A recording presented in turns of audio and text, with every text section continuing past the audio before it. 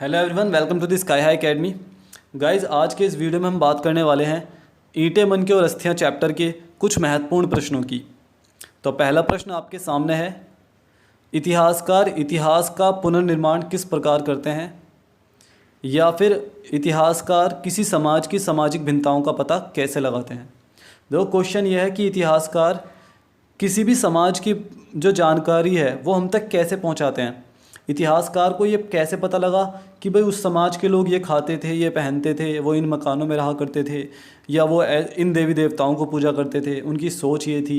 ये सब इतिहासकारों को कैसे पता लगा वो हमें बताना है। तो पहला पॉइंट जो आपको लिखना है वो है पुरावस्तुएं के आधार पर।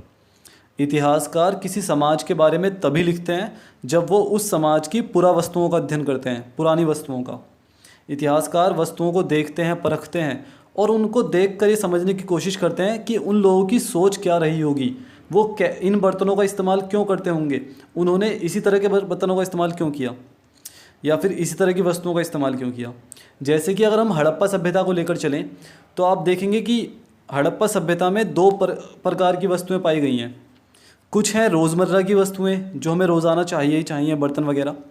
कुछ हैं विलासिता की वस्तुएं। विलासिता की वस्तुएं वे वस्तुएं होती हैं जो बस अमीर लोग रखते हैं अपने पास। तो हड़प्पा सभ्यता में दोनों किस्म की वस्तुएं पाई गई हैं। एक और आप देखोगे अवतल चक्कियाँ।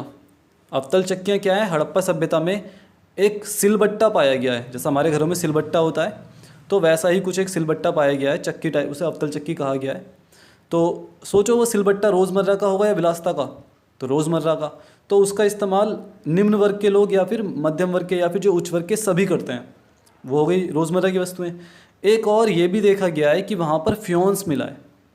फ्योन्स क्या है? एक विशेष प्रकार का बर्तन है, पात्र है या मनका है, जो कि बनाया जाता था रेत को घिसकर, चिपचिपे पदार्थ में मिलाकर। बहुत बहुत कीमती हुआ करता था ये फ्योन्स। तो सोचिए, जब वो कीमती होगा तो वो गरीब वर्ग के पास होगा या फिर अमीर वर्ग के पास?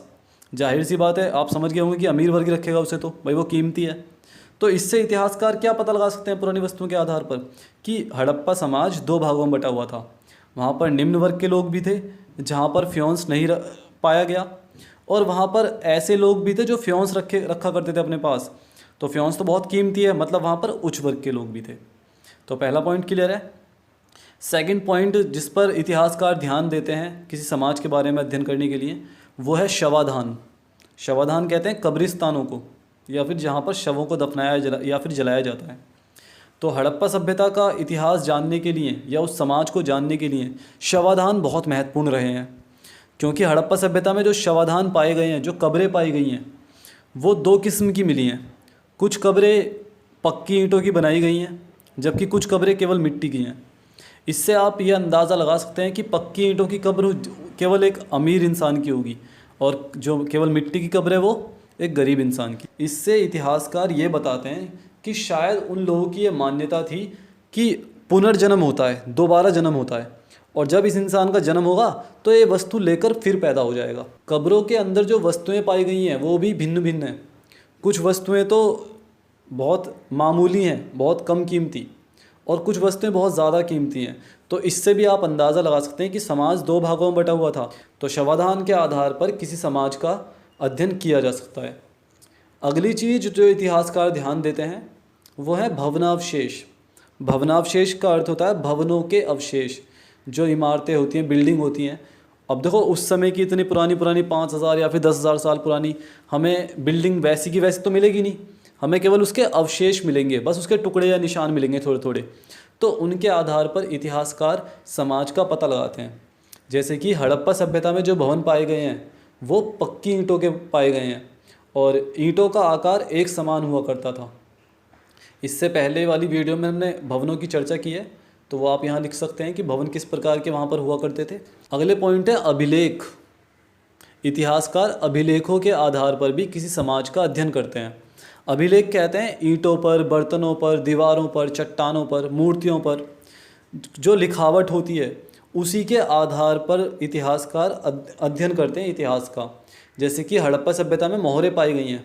आप चाहो तो अगला पॉइंट मोहरे बना सकते हो, मोहरे या मनके वगैरह, बट इसमें भी हम लिख सकते हैं हड़प्पा सभ्यता में जो मोहरें पाई गई हैं उन पर विशेष प्रकार की आकृतियाँ बनाई गई हैं।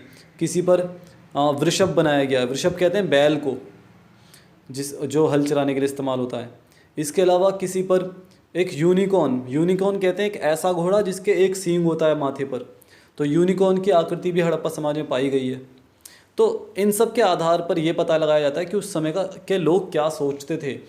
कि इन अभिलेखों के माध्यम से ही हमें पता लगा है कि हड़प्पा सभ्यता की जो लिपि है वो चित्राकार और कीलाकार है।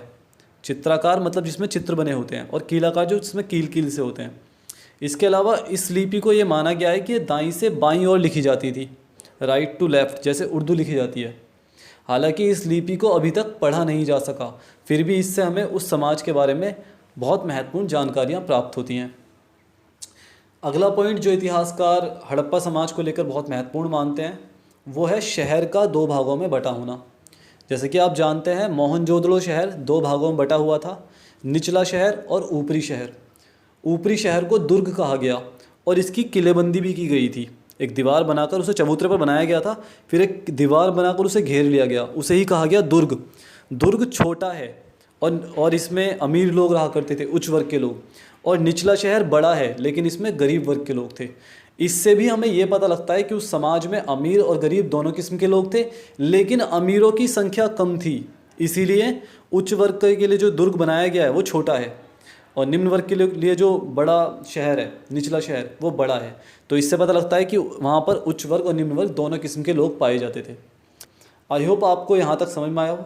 बाकी हम नेक्स्ट वीडियो में चर्चा करेंगे। तब तक के लिए goodbye, have a nice day.